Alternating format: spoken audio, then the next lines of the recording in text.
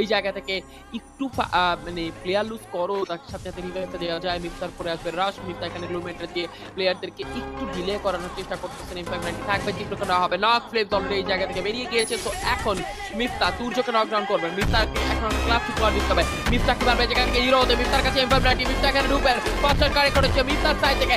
যাবেন নিজের টিমমেটকে একটা সুইসাইডাল রিভাইভ দেওয়ার জন্য, যেখানে সে কতদূর বেঁচে থাকবে সেটা তো আমরা জানি না, বাট প্লেয়ারদেরকে ভালোই ডজ করতে ডাবল ভেক্টর নিয়ে হামলা করা হয়েছে মিফতার উপরে।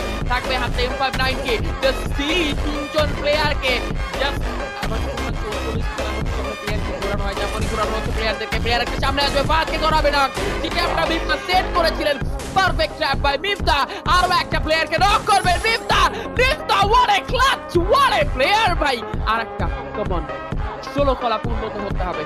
কাম অন, আরেকটা one more Mifta, you can do it, let's go. Double kill already secure হয়ে গিয়েছে। আরেকটা কিল এখান থেকে করে দেয় পুরো টিমকে, and it is a clutch shot, full টিমকে শাট ডাউন দিবে।